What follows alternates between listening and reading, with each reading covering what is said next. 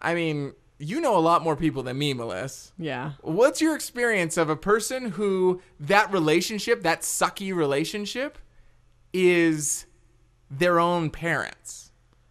Well, I kind of have that firsthand. Okay. I didn't want to say anyone specifically, so maybe Melissa will be our case study.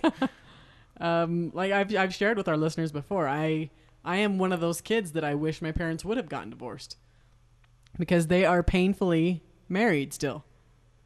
And I have had the awesome blessing of seeing dysfunctional relationships play out and reliving some of those myself.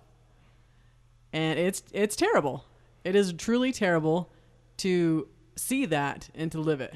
So from the outside, knowing that you have brothers and sisters and who are married, yeah, what have you experienced as they choose to perpetuate the madness? The same thing I see even in my brother that Yes. I see his relationship, which is fairly young, the exact same way. Their emotions are being severed and they're drifting apart, but committed to stay together because of afraid of what it might look like, being afraid of being alone, who's going to do this job, who's going to do this job, who's going to take care of the kids, who's going to take care of the house, and who's going to bring in the money, all that stuff. They're living a relationship because of fears. So they're holding on to the relationship because of fear. Yeah.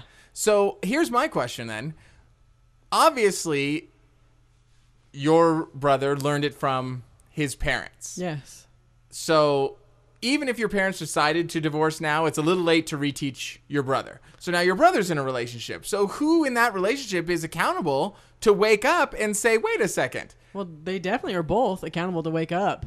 But I still don't think it's too late. If my parents divorced today, I think it would probably shock my whole family and think, oh my hell, are there other options? Are there other possibilities? Well, I love Can that happen? And it's not that divorce is the only other option. Right. But sometimes just seeing that there is another option opens up the door to other possibilities, Right. like See, counseling, coaching, hell, a couples retreat in Fiji. I know, and I'm totally great movie.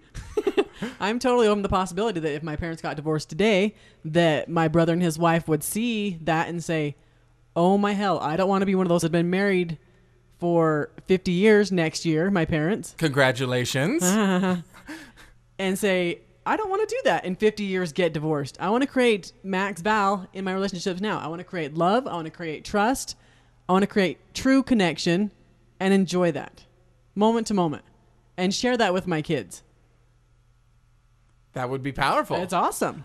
This is what I'd love to see. I would love to see our audience and anyone who possibly hears this to wake up and realize it is our job to break the chain. Okay? Sure, we may have learned this from our mother and this from our teacher and this from our religion and all these different things. But you know what? If it doesn't work, it doesn't work. And it's our job to break the chain. Otherwise, we pass it on. Yep. We're then the perpetrators of fixed beliefs, limiting our lives, and basically selling out on who we are.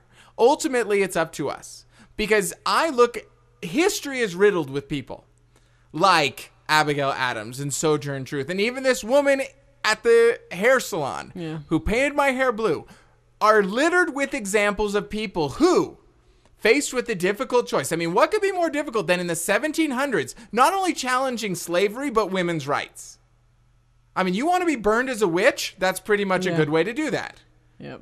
And also, on the other hand, how many women who wouldn't stand up for themselves are sucking that passion or feeding off the hind tit of that passion? You know what I mean? So true. And they aren't going to do anything about it. They still won't stand up for themselves, but yet they're still reaping benefits and blessings of from what those that women came before. Yes. So true. It's so disingenuous. How are we supposed to pay it forward if we don't take action, if we don't take the liberties we've been given and hand them off to the next generation? I love the idea that this woman is focused on what she's teaching her children, and it caused me to take a look. What am I, through my actions, my choices, my conversations, what I choose to put my energies towards, what am I sending forward to the next generation? What am I making okay? Am I making it okay to sell out? Am I making it okay to live a less than passionate life? Am I making it okay to be anything but my contribution by the choices I make right now? And that was a huge wake up for me. And I absolutely am in gratitude to this woman.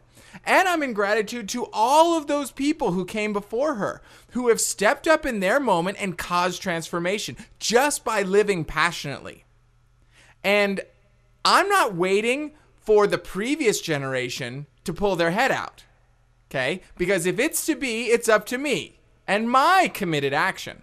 So as for me, I choose to take a look at what is the impact of this choice make on the people who are witnessing it. Mm-hmm. Because believe it or not, I'm sure Sojourn Truth and Abigail Adams, when she wrote a letter to her husband, or Abigail stood up, or Sojourn stood up and made this speech, I am a woman, whatever it was, excuse me, ain't I a woman? Mm-hmm. I don't get that they thought that would go any further than that room. And here we are reading it today. So nothing happens in a vacuum. The choices we make resonate through history, including this woman who's choosing to be in this long-term relationship in pain and agony and teaching her children that. That's not happening in a vacuum. That is being witnessed, yes, even if it's just by her children. And it is up to me, and it is up to you and all of the listeners to choose to break the chains of limitation so that the end result is not a passionless life, coming to the end of the day and just crossing my fingers that tomorrow's better. Because I'm at a point in my life, I am ready to cut the dead weight.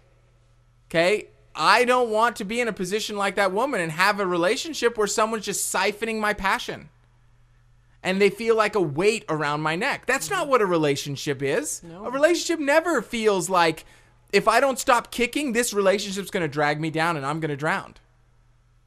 That doesn't work. That is so gross. It is, and yet how many people are in those relationships? And the answer is not divorce. The answer is owning your power and giving that person an opportunity to shift. And I told this woman, look, you get to empower, inspire your husband to step up and find the passion in his life.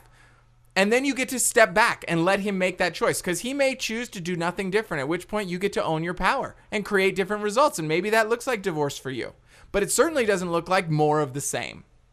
So my challenge for this audience, my challenge for everyone, is to take a look at the way in which you're living passionately in your life. Are you living moment to moment, truly on 10 about your passion?